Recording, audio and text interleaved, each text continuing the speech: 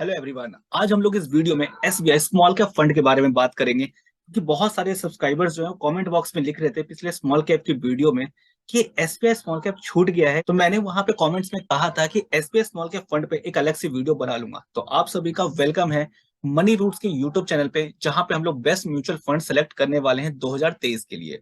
But आगे बढ़ने से पहले एक छोटा सा डिस्क्लेमर कि जितनी वीडियोस मैं बनाता हूँ सिर्फ आपको एजुकेट करने के लिए, ताकि आप सीख समझ करके एक अच्छा म्यूचुअल फंड स्कीम को चूज करें और अपने लिए अच्छी वेल्थ क्रिएट कर सकें। मेरी तरफ से कोई भी इन्वेस्टमेंट एडवाइस नहीं है। इवन आपको मेरी वीडियो को देखने के बाद अगर कोई डिसीजन लेने की सोच रहे हो तो प्लीज अपने फाइनेंशियल एडवाइजर से सलाह जरूर ले लेना। तो एक क्वेश्चन के साथ हम लोग आगे बढ़ते हैं कि जैसे आप लोग जानते हो कि कुछ लोग टॉप बॉटम अप्रोच करते हैं, कुछ बॉटम अप अप्रोच करते हैं।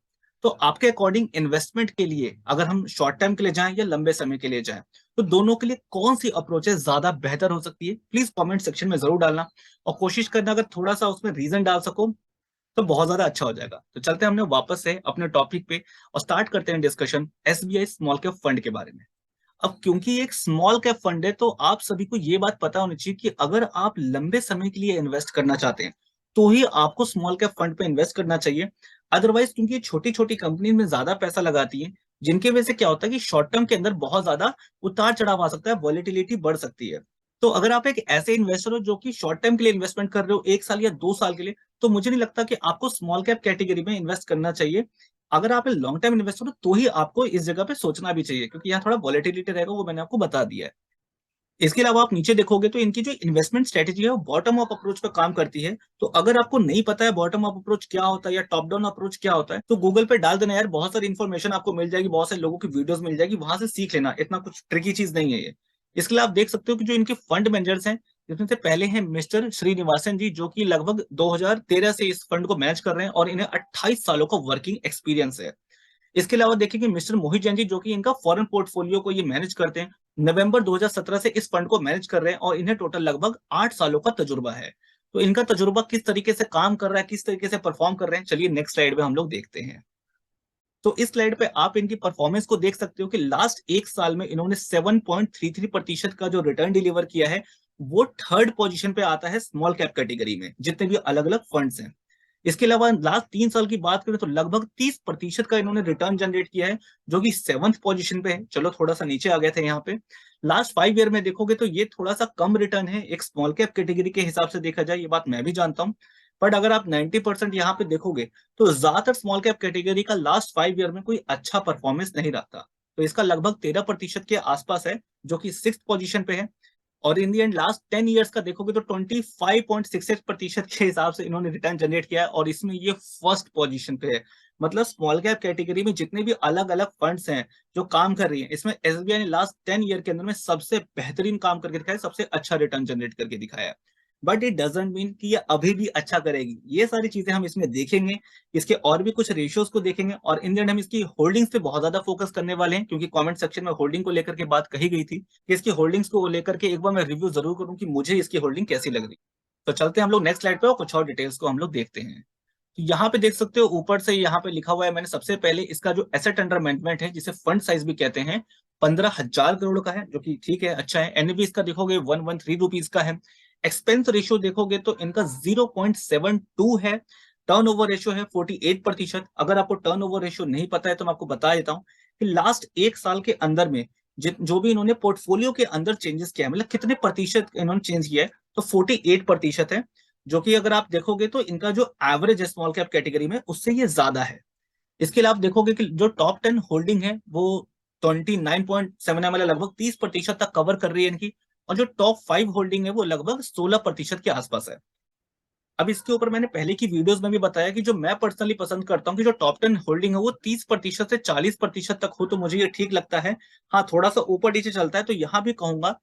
तो मैं एसबीआई स्मॉल कैप फंड के केस में अगर बात करूं तो टॉप 10 होल्डिंग्स इनकी लगभग 30% तक ठीक है। इन्होंने थोड़ा सा मुझे लगता है कि डाउनसाइड को थोड़ा प्रोटेक्ट कर रखा है कि बहुत ज्यादा वॉलेटिलिटी ना हो, क्योंकि अभी जो करंट सिचुएशन है आप जानते हो कि अगर इनकी होल्डिंग्स यहाँ पे 40% या 45% होती, जो टॉप 10 होल्डिंग्स है, तो हो सकता है कि अगर वो स्टॉक अच्छा परफॉर्म करते 1-2 सालों में तो आपको एक बहुत ही डिसेंट रिटर्न अगेन से मिल जाता। बट इसी का वाइस वर्सा अगर थोड़ा सा भी इन्होंने गलत परफॉर्म होते ये सारे जो टॉप 10 के स्टॉक है, तो वहां पे आपको बहुत नीचे एक अच्छा खासा लॉस भी हो सकता था। तो यहाँ पे 30% के आसपास है, तो मेरे को ठीक लग रहा है ये। अब चल करके फाइनल एक बार इसकी होल्डिंग्स देख लेते हैं और उसके बाद मैं इसमें थोड़ा सा कंक्लूड कर दूं कि भाई मुझे ये फंड कैसा लग रहा है। तो आप यहाँ पे इनकी कंप्लीट होल्डिंग्स को देख सकते हो कि कितने सारे शेयर्स यहाँ पे सारे आपको दिख रहे हैं, कितने कितने परसेंटेज उनके हैं एयूएम का साइज के हिसाब से आपको दिख रहा होगा। तो सबसे टॉप पे है ब्लू स्टार जो कि 3.76% है इनका। दूसरा है लेमन ट्री एंड होटल जो कि 3.29% है। तीसरा है वेदांत फैशन जो कि 3.15% है। फिर उसके बाद आप देखोगे फोर्थ नंबर पे एलजी इक्विपमेंट से जो कि 3.1%, अगर मैं इसे सही प्रोनाउंस कर रहा हूं तो। उसके बाद है फिफ्थ नंबर पे त्रिवेणी टरबाइन है 2.89%। ऐसे ही आप सारे इनकी होल्डिंग्स को देख सकते हो कितने कितने प्रतिशत है। तो आप यहाँ पे देखोगे कोई ऐसा नहीं कि किसी एक कंपनी में उन्होंने बहुत सारा पैसा डाला हुआ है। आप इनके टॉप 10 या टॉप 20 कंपनीज को देखोगे तो सब में ठीक ठीक तरीके से अच्छे तरीके से डाइवर्सिफाई कर रखा है पोर्टफोलियो को। इसके अलावा आप यहाँ पे एसेट लोकेशन देख सकते हो कि लगभग 75% तक इन्होंने स्मॉल कैप में पैसा डाला हुआ है। लगभग 11 साढ़े 11% मिड कैप में है और लार्ज कैप में इन्होंने पैसा नहीं डाला हुआ है। कैश इनके पास लगभग 7.55% है। नॉन कन्वर्टेबल प्रेफरेंस शेयर्स आप देखोगे तो 0.11% है और डेरिवेटिव देखोगे तो 6.15% है। तो मुझे लगता है कि हाँ इन्होंने अच्छी तरीके से पोर्टफोलियो को मेंटेन तो करा है। और इनके टॉप 10 कंपनी जो ये देखी है, टॉप 15 कंपनी जो देखी है, उसके हिसाब से मैं अपना थोड़ा सा चीज बता दूं आपको। मुझे इनमें से कुछ कंपनियां तो ऐसी लग रही थी कि हाँ यहाँ से इनको बहुत आगे बढ़ा सकती है, मतलब उसमें बहुत अच्छे रिटर्न आने के चांसेस हैं। बट कुछ कंपनियों में मेरे को थोड़ा सा रिस्क भी लग रहा है क्योंकि जो करंट सिचुएशन है, जो रिसेशन का जो ये टाइम है, तो इसकी वजह से कुछ इंडस्ट्रीज इसमें या कुछ कंपनी स्पेशली आप ऐसा कह सकते हो कि मुझे ऐसा लग रहा है कि वहां पे थोड़ा सा डामाडोल सा लग रहा है कि उसमें थोड़ा सा टाइम लगेगा, मतलब उनमें आगे ग्रो करने में। बट हाँ फंड मैनेजर इसलिए है कि अगर उनको कभी भी ऐसा फील होता है कि ये पर्टिकुलर कंपनी या सेक्टर अच्छा परफॉर्म नहीं कर सकता है, तो ऑफकोर्स उसमें से होल्डिंग्स को घटा करके किसी और कंपनी में वो इंक्रीज कर देंगे। और इसके अलावा अगर लास्ट परफॉर्मेंस भी देखो इनके फंड मैनेजर्स का, तो ये अच्छा काम कर रहे हैं।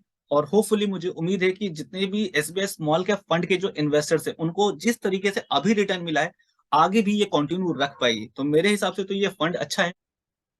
बट मैं अगेन बता रहा हूँ कि इस फंड पे कोई भी डिसीजन लेने से पहले अपने फाइनेंशियल एडवाइजर से सलाह जरूर से ले लेना। तो अगर आपको एसबीआई स्मॉल कैप फंड पे ये वीडियो अच्छी लगी हो कि 2023 और 24 में किस तरीके से आगे परफॉर्म कर सकता है, तो प्लीज अपने कांटेक्ट के सभी लोगों को शेयर जरूर करना। इसके अलावा म्यूचुअल फंड और इंश्योरेंस रिलेटेड कोई भी अगर दिक्कत परेशानी आती है तो इस व्हाट्सअप नंबर पर कांटेक्ट कर सकते हो और कोशिश करना व्हाट्सअप पे करना। क्योंकि कई बार आप लोग कॉल कर देते हो तो हो सकता है मैं रिसीव ना कर पाऊँ क्योंकि बहुत सारे सेशंस में रहता हूँ इसकी वजह से।